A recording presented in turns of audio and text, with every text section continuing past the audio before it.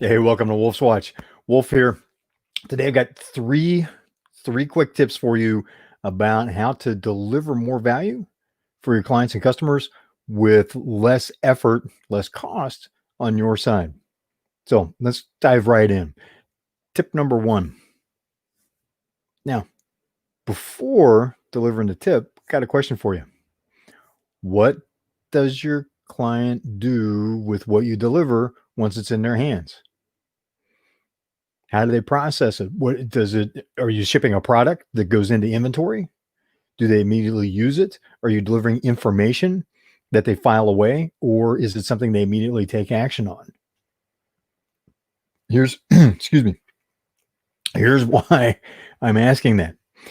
What you will likely find is there are gaps between the way you deliver it and what they're doing with it. So you want to close that gap. That's an area where you can reduce your level of effort, smooth out what's happening in your operations in order to deliver to your client by starting first with looking at what's going on inside their operations. And also, here's a bonus when doing that, you'll likely find other opportunities where you may be able to deliver more, you know, increase business volume with them, or solidify the relationship because they've got an issue that crops up that you weren't aware of otherwise, and you know exactly who or what company can help them with that, which builds the relationship, which is absolutely golden. If you're not focused on the relationship as the really true value in doing business with your clients, you're missing big time, especially given the current circumstances we find ourselves in. Trust is at an all-time low. We've talked about that in past episodes. Trust is at an all-time low. It's not going to improve in the immediate future. In fact, it's likely to get worse for the next several months at the least before that begins to turn around as a general trend. Your opportunity in that is to be focused on building deeper, more solid relationships. So if you're able to do a favor, to be able to bring something to the table that's outside of your normal business with them, that you're not trying to make a buck off of. Now look, I'm all about being rewarded for your effort. You should be. Sometimes there's something you can do for someone that helps them with their business, that you can do for a client, a customer, that helps them with their business, that doesn't immediately put coin in your pocket. That will, however, lead to longer lasting business relationships and a lot more coin in your pocket over the long run. And right now, building trust, building relationships is huge currency. I've heard it called the new currency. Trust being the new currency, the relationships being the new currency. Now, as business owner, as an entrepreneur, you already know that it's all about relationships, right? Business has always been about relationships. There's just some broader understanding and discussion that's happening about that, around that. So deepen the relationship. Now back to the tip. The tip is schedule time to talk with your customers, with your clients, and ask them about what they're doing. Even if you're already familiar, talk to them again. Ask them if anything has changed. There's two things that are happening here. And the bonus is, excuse me, the relationship. The direct tip is the more you understand about their operations, about what they do with the service you're providing, the product you're providing, the more value you can offer them, because it will give you insights into things that you can do in the way you deliver, in the way you format, package, other things that come out of that. For example, let's see, a wood planing mill that's been in business since the 1920s, they learned that their customers don't have a lot of space in order to be able to store materials. So what they did was and they're one of the top 3 in their industry in terms of pricing, right? So they do very high quality, museum quality wood for creating custom picture frames and that type of works, things you would see pop up in high-end art galleries, in museums. So it's very, very high quality and expensive accordingly. Well, their customer base, for the most part, doesn't have a lot of room for storage. They're not big operations, they're smaller businesses. Many of their customers are smaller businesses than they are, and they were able to realign how they ran operations and how they ran operations and how they ran their internal inventory, finished goods inventory, so that they could contract for larger amounts, deliver over a period of time, deliver smaller amounts, like many of the big companies do. Right? You get big companies will have supply chain agreements where they say, look, over the next year, here's how we're going to buy. This is the way we're going to order it, and we will only get invoiced when something ships. Think about that. When you order from Amazon, so you get invoiced, but you don't always get billed. You don't necessarily get billed until the item that you ordered is shipped, because sometimes it's not available to ship right away, or because it's going to come quickly from a regional distribution center that's nearby. They don't have to ship it a day in advance. They can ship it the day that they've committed to deliver it to you, and you get billed at the time that it ships. So see those kinds of agreements. So it's one example of something you can do that makes it easier for you to manage operations. It allows you to cut cost in your operations, because you don't have to have as much product in flow. If you have physical product, you don't have to order as much raw materials. If you're a distributor, you don't have to order as much product to resell, if you're a reseller of some kind. So that makes it easier. You got less material on hand and less capital, less money tied up in operations. So second tip is, hang on a second. We got some comments here.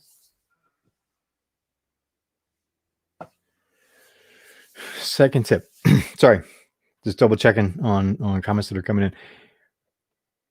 How long does it take you to get what your customer has ordered into their hands? Now, not just from the time they order, excuse me. So take the date that it hits their hands.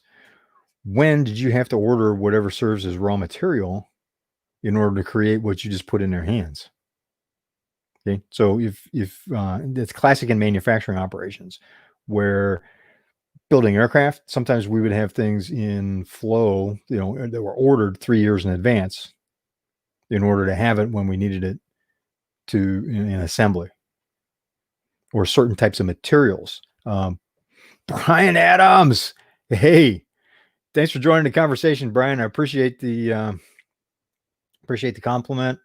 It's just getting out in the sun over the weekend, huh? And notice you've been out adventuring about as well. Always good to see you, my friend. So what is that amount of time that it takes to deliver? And again, we see that in manufacturing operations. You order raw material, and it sits in the area where raw material is stored, and then gets put in a production flow. You start cutting chips, start bending metal, and assembling product. Then it goes to finished goods inventory and waits to be shipped. Then it gets in the customer's hands. So what's that total time? Now, with information products, it could be CDs. Are you delivering a CD product? Not everything's an immediate download. So let's talk about a CD product for a second. How long in advance do you have to buy the CDs in order to be able to burn them to deliver? And if you're buying them, if you're sent that out to a third party, still, what's the commitment you have with that third party? How are you handling that? And again, how long does it take from the time that it gets in their hands to the time that you began working on it, whatever raw material you had to order? If you're doing a digital download, which is boom, immediate to the customer once they order it, it's like they order it, transaction happens, bang, send them an email. Within 10, 15 minutes, it's ready for download, if not sooner. So let's call that instantaneous. Even if it's available for instantaneous download, so they download it here, their download's complete. How much time has elapsed from when you first started working on preparing that for them? Is that something that you created a year ago and you're still delivering on? That's great. You haven't had much invested time in it. Maybe it's something more recent. Maybe it's something you need to customize. But look at what is that time. So here's the tip in that. your ratio of business efficiency of effort is the amount of time that has elapsed from when you had to order raw materials to when it gets into a customer's hands, whatever raw materials is for your business, versus how much actual touch time. Now, again, this is a manufacturing concept. It applies to information. It applies for professional service as well. How much actual effort, how much actual billable time is invested in that clock time? It's not unusual to find in businesses that that ratio can be 10 to 1, 100 to 1. So the closer you are to a 1-to-1 relationship, the more efficiency you have in your business. It's a theoretical. A lot of physical processes will never get there. You want to start with whatever number you have and move that down. A lot of times you'll find that one of the biggest drivers in that number being large in that ratio when you want it to be small. Remember, this is a ratio that smaller is better. The smaller is better. The ratio of actual value added time versus the amount of time it takes from raw material order to in customers' hands is smaller is better. So coming back to, you'll find that a lot of times it is gaps where something is sitting and waiting. You're waiting for information. You're waiting for material. You're waiting for an answer from a client on something that you need to know before you can finish preparing it for them.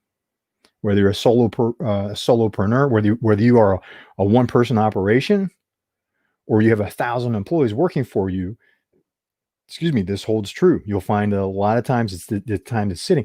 That's an opportunity to increase your efficiency, reduce your level of effort, because it creates chaos. You've got bits and pieces. Okay, we set this over here. Now I go do this.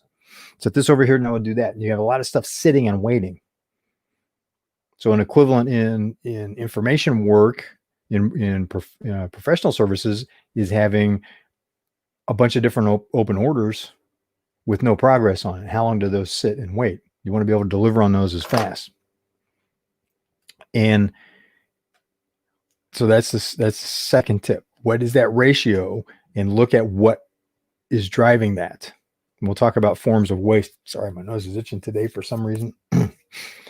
We can talk about waste in another episode. Don't want to tie you up on it. So today's third tip, number three, is looking on the supply side, on the supplier side.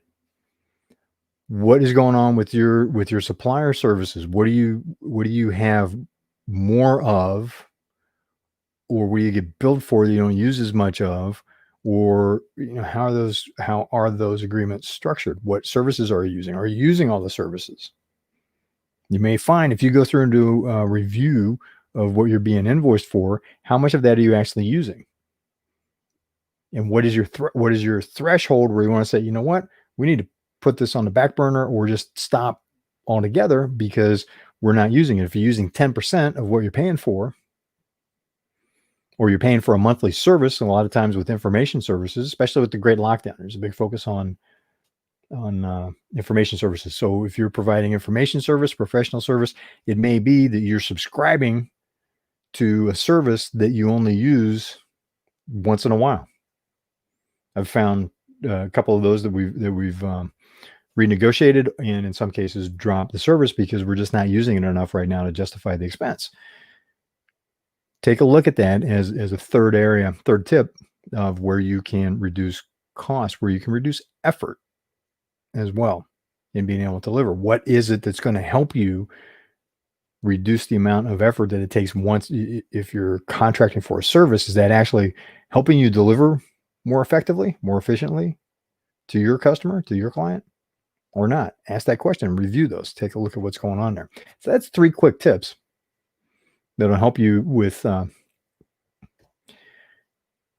making it easier to work with your customers and to provide more value to them without doing huge investments, huge amounts of effort. It's looking for, sometimes it's the small things that make a huge difference, right?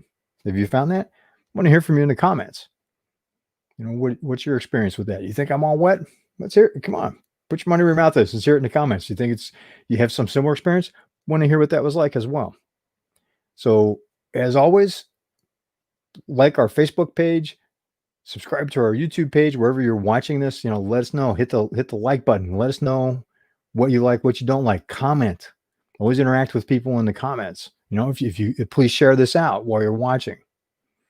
Who do you know that may find this interesting or that may want to laugh at me with you, right? I love saying that, and it's totally true. Laugh with me, laugh at me, just laugh and come along for the ride and interact, all right? This is the new age of virtual communication, thanks to the Great Shutdown. This is interactive. And I want to invite you to get more information as well. We do a TV series that streams on Roku and Amazon Fire TV on the Raven International TV network. If you'd like to get show notes, behind the scenes, insights that aren't published as part of that, information on more background information on the guests we have on that show, as well as more behind the scenes on Wolf's Watch. We're beginning to incorporate that. We do once a month, we email out a summary and we send that out. So for more information on that, go to adventureceo.tv. Again, that's adventureceo.tv. I got a banner here. Put that up for you. So you can go to adventureceo.tv and get more information on how to get that once a month. It's always sent out a once a month mailer that'll give you a summary of more information that's not otherwise available. Some summaries of stuff that we're putting out, but there's also behind the scenes and other information that you wouldn't otherwise get. Hope you're having an awesome Monday. What do we normally call this? Marvelous Monday? Something like that. Yeah, something snarky just to keep it lively and right. And it's that mindset. We're in this together. We're getting through this together. We're creating a great future together. So appreciate you having you along for the conversation. Want to hear from you. Really. So comment in, join us again on the next Wolf's Watch. Thanks for being here, and I will see you on the trail.